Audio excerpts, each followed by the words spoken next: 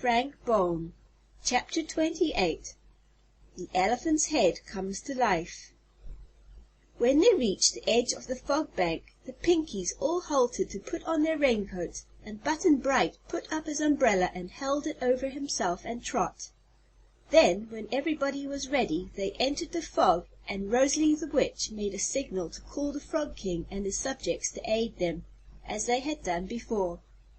Pretty soon the great frogs appeared, a long line of them facing Trot and her pink army, and sitting upon their haunches close together. "Turn around so we can get upon your backs," said Rosalie. "Not yet," answered the Frog King in a gruff, deep voice. "You must first take that insulting umbrella out of my dominions." "Why, what is there about my umbrella that seems insulting?" asked Button-Bright in surprise. "It is an insinuation that you don't like our glorious climate, and object to our delightful fog, and are trying to ward off its soulful, clinging kisses," replied the Frog King in an agitated voice.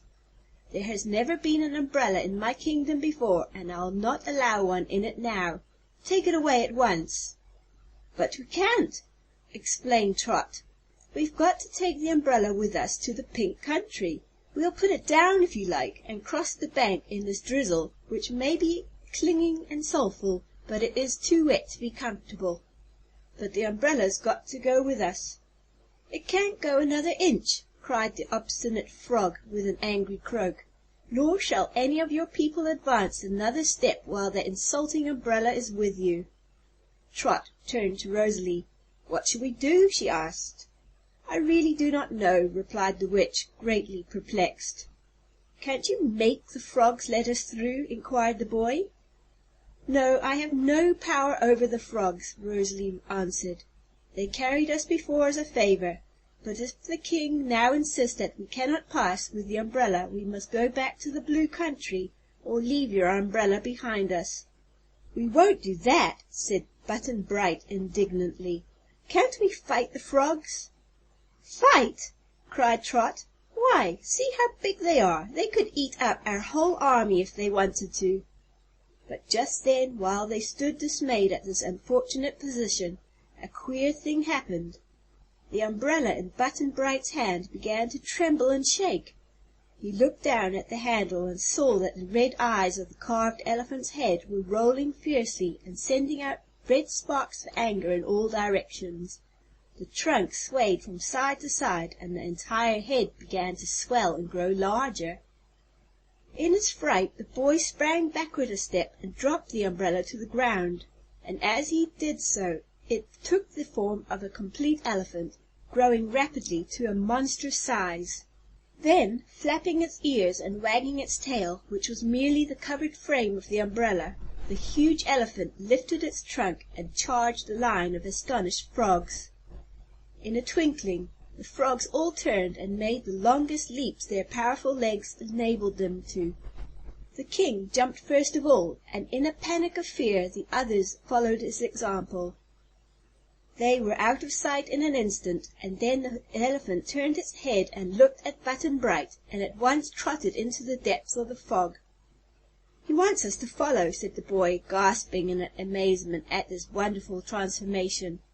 So immediately they began marching through the fog behind the elephant, and as the great beast advanced, the frogs scrambled out of his way and hid themselves in the moist banks until he had passed them by.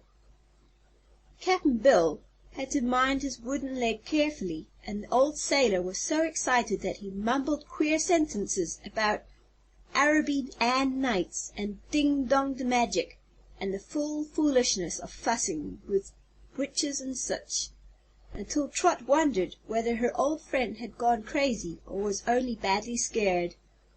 It was a long journey, and all the Pinkies were dripping water from their raincoats, and their little fat legs were tired and aching, when the pink glow showing through the fog at last announced the fact that they were nearing the Pink Country.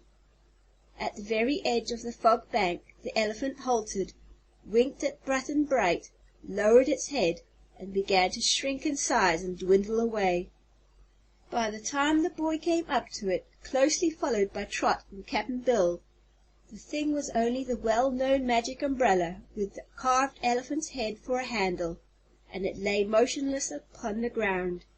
Button-Bright cautiously picked it up, and as he examined it he thought the tiny red eyes still twinkled a little, as if with triumphant pride. Trot drew a long breath. "That was some magic, I guess," she exclaimed. "Don't you think so, Rosalie?" "It was the most wonderful thing I ever saw," admitted the witch. "The fairies who control Button-Bright's umbrella must be very powerful indeed." End of Chapter 8. Recording by Claire.